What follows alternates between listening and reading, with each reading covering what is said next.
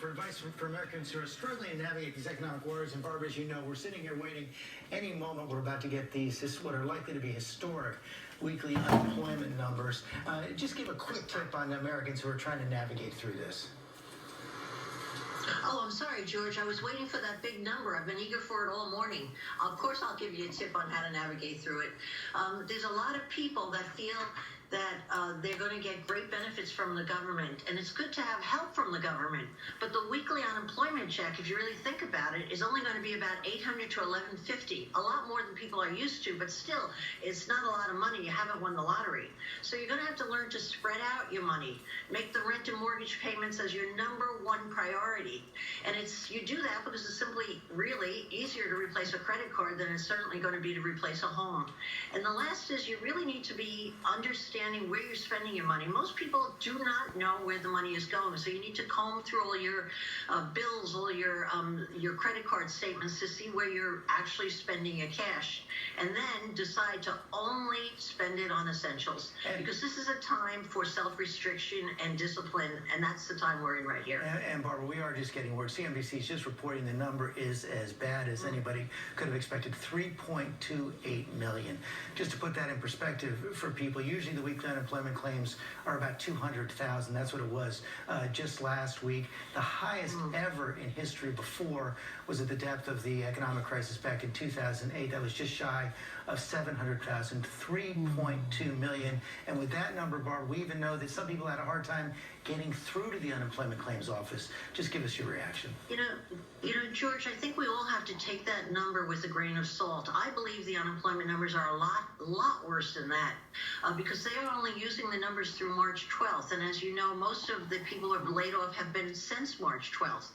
Lots of jobs have been cut. I think the number is $5 to $6 million since 5 to 6 million jobs since March 12th.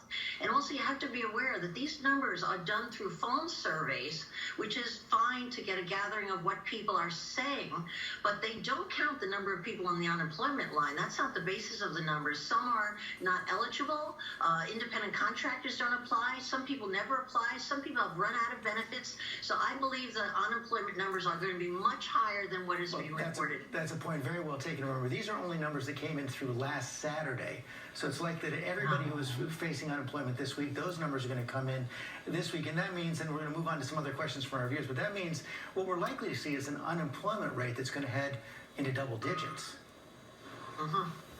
You'll see an unemployment rate that should be easily in the much higher double digits, I'm afraid. But the good news is the stimulus package, I believe, really will save the day. That's what it's intended to. It's going to give families the help they need, and it's going to give the small business the ability to stay afloat. It's been well thought through. It's been rushed through the government, thank God, and we're hoping to really get the passage tomorrow. But that package is going to really hit on all the sore spots of everyone in America. So I think it's even-handed and fair. It's going to have to get out there quickly. Okay, Barbara, thanks. Yeah, and Barbara, with all of this uncertainty, we have a lot of people with a lot of questions for you. We've got one from Millie. Let's take a listen. Hey guys, so I own a catering company, and we are in some crazy times right now. What would be the best way to use this stimulus money that we're being promised without falling deeper into debt? Because, you know, Uncle Sam gonna want his currency back. Okay. Well, I think, Millie, you're in the same spot as every small business. Everybody's in a tough spot. And if you're going to save your business, it's not going to be with the stimulus package, right? It's going to be through hard work and making really tough decisions. If you decide to take the stimulus package loan, which is very favorable to small businesses as it's reported to be coming out, you're going to need to keep all your employees on your payroll, whoever they are, and rehire the people that you've already let go if you've let anyone go. And if you don't, that loan isn't going to be forgiven. You're going to have to work like crazy to pay it back. So I would think really long and hard before taking any money if you're not sure your business can pay it back. And we have another question from Jennifer. Let's look. I own a small luxury online jewelry boutique. Every month we spend money to acquire new customers on Facebook and Instagram ads. We're wondering if during this downturn, if we should cut our ads off completely, or if we should keep them running but pivot the messaging to speak more about what's going on now. What do you think?